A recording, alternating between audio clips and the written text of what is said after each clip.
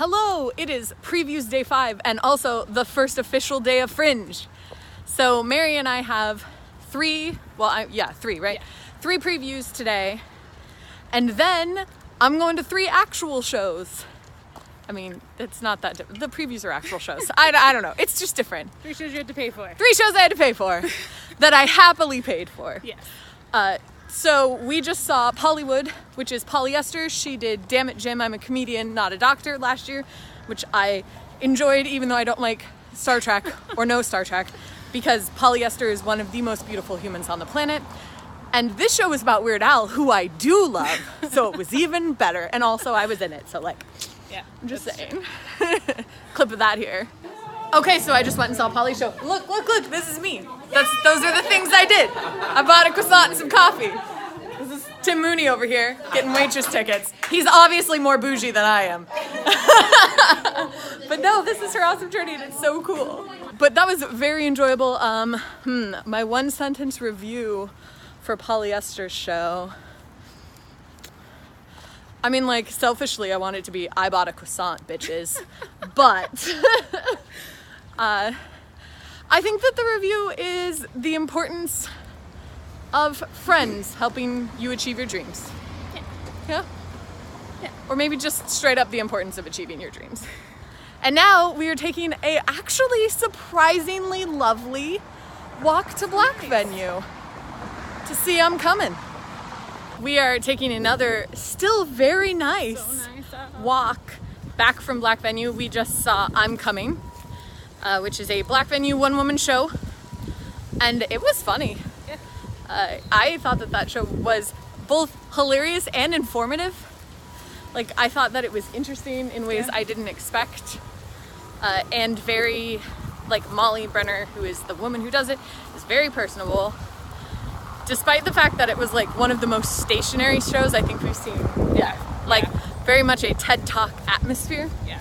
But it was very well done, and she's very clever and very funny. My 1-sentence review of this show has got to be, there are a lot of false finishes. Yeah. Works real well for a show called I'm Coming, doesn't it? It really does. But it was really good, and I had a great time. I laughed the whole time, so if you want to take the trip out to Black venue, hopefully the weather is as nice as it is today, and you can go and enjoy that show. We just saw Ingenue, which is a cabaret style show about Deanna Durbin and her relationship with Judy Garland, but mostly about Deanna Durbin's life. And it was really interesting. I knew a bit about Deanna Durbin because she's really important to Universal Studios, and as a Universal VIP tour guide, you learn about things.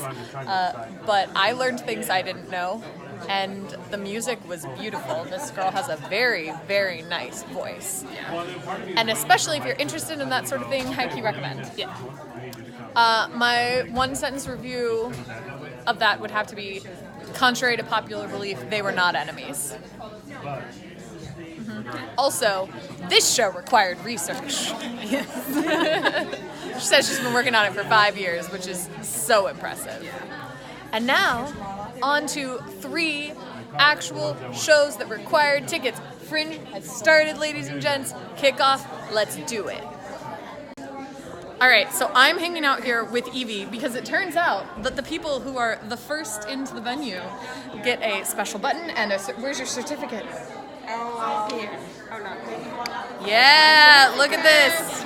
Alright, so Evie is the first patron for Silver Venue, and we're celebrating hardcore for that. It's very exciting. Actual Fringe has started, and we're reviewing shows, and what Mallory likes to do when she reviews actual Fringe shows is pick a piece of art that somehow relates to the theme, at least in my head, and do the review in front of it. So this piece of art is Born to Rome by, we've decided, Kaare. Kaare. You can own it for $150. No one has bought it yet. So come down to Fringe, buy a piece of pretty art. Also, go see the show that we just saw, which is Just a Dog, right? I got a badge. I'm very excited. I love badges. And this show is put on by Jackie Cunningham. She is a friend of ours who was in our Death Day Players murder mystery. So, just want to admit that I am pitching somebody I adore at this moment. It is a very heartfelt story. I didn't necessarily know what I was getting into, but it ends up being the story of multiple people's interactions with their dogs and how dogs have changed the lives of all of these people. And it ends with a very beautiful song called Just a Dog, right? So the guitar is not there just for set dressing, in case you wonder. Yeah. Okay, this is a Chekhov's gun situation, okay? The guitar is there in Act 1, you're gonna use it in Act 2. It's a really, really, really sweet show, and if you like puppies, there's a lot of pictures of puppies. Yeah. Yeah. And a lot of oohing and ahhing from the audience.